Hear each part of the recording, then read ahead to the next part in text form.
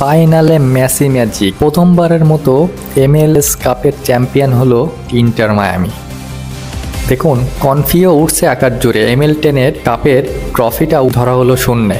যার হাত ধরে ট্রফি, এখন তাকে ফুটবল বিশ্বের অনেকেই সর্বকালের সেরা মনে করেন। বর্ণাঢ্য পেশাদার ক্যারিয়ারে এটা তার 47তম শিরোপা, ইতিহাসে যে কোনো ফুটবলারের চেয়ে অনেক বেশি। দৃশ্যটা অবিশ্বাস্য লাগলেও লাগতে পারে অনেকের কাছে।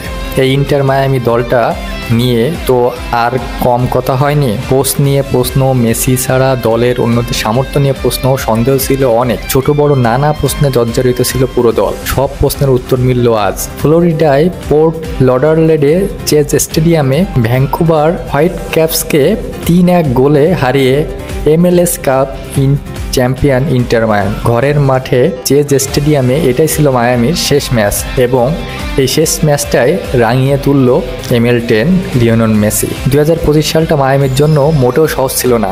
এক বছরে 58টি ম্যাচ খেলেছে তারা। MLS ইতিহাসে যা এক পঞ্জিকায় কোনো দলের সর্বোচ্চ ম্যাচ খেলার রেকর্ড। 5টি ভিন্ন ভিন্ন শিরোপার জন্য লড়তে গিয়ে রীতিমতো ঘাম ঝরিয়ে দিয়েছে প্লেয়ার থেকে কোচ।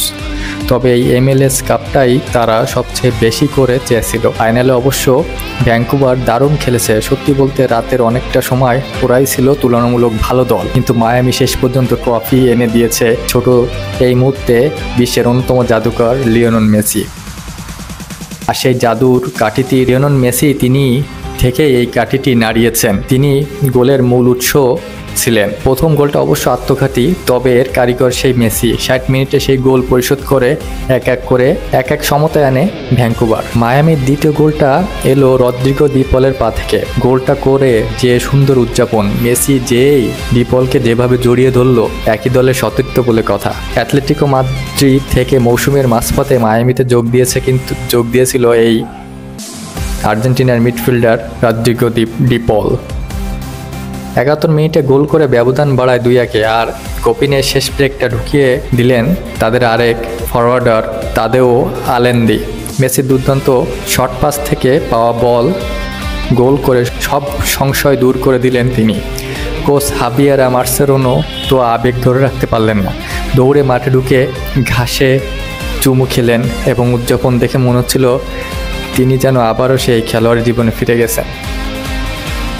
মেসির জাদুকরী মুহূর্তগুলো কখন আসবে বা আগাম বলা কঠিন, তবে এই ম্যাচে তার জাদুর শুরুটা হলো মাঠের একদম ডান দিকে। মাঝমাঠের জানলা নয়, বরং সাইডলাইন ঘেঁষে বল পেলেন মেসি। মুহূর্তে 3জন ডিফেন্ডারকে ফাঁকি দিয়ে ভ্যাঙ্কুভারের ডিফেন্ডাররা হয়তো ভেবেছিল এইবার বাগে পাওয়া গেছে। আগেও কয়েকবার মেসিকে তারা আটকে দিয়েছিল, কিন্তু এবার আর হলো না। মেসি আলতো করে টোকা দিলেন, একজনের পাশ দিয়ে বল সরালেন, অন্য দুজনকে বোকা বানালেন, ঠিক যেন জালটা থেকে পিচ্ছিল পথে সাপের মতো বেরিয়ে যাওয়া।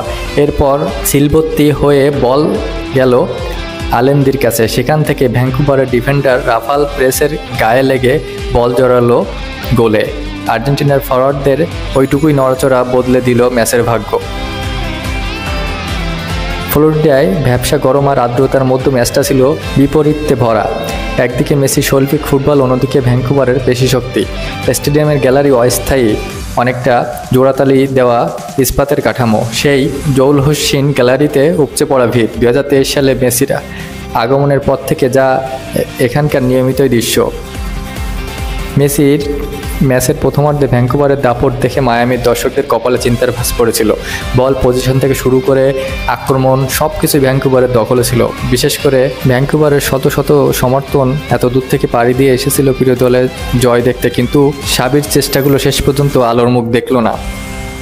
60 মিনিটে অবশ্য ভ্যাঙ্কুভার সমতায় ফেলেছিল আলী আহমেদের গোলে, কিন্তু শেষটা রাঙালো কিন্তু লিওনেল মেসি। পুরো ম্যাচে মেসির সঙ্গে ভ্যাঙ্কুভারের মিডফিল্ডার অ্যান্ড্রোস কুবাসের দৌরত্ব ছিল দেখার মতো। প্যারাগুয়ের হয়ে খেলার সময় থেকে মেসিকে কড়া ট্যাকেল করেছেন, কয়েকবার কথা শুনিয়েছেন। আর শান্ত স্বভাবের মেসির আগিয়ে দিলে ফলাফল কী হয় সেটা কিন্তু কাতার বিশ্বকাপে ভালোই দেখেছে কুবাস। হয়তো সেটা ভুলারই কথা নয়। ফলাফল হাতে নাতে মিলল। সমতাসূচক গোলের 10 মিনিট পর কুবাসের পা থেকে বল কেড়ে নিলেন মেসি। বাড়িয়ে দিলেন ডিপলকে, ব্যাস গোল। এরপর আলেন্দির গোলটা শুধুমাত্র ব্যবধান বাড়ালো।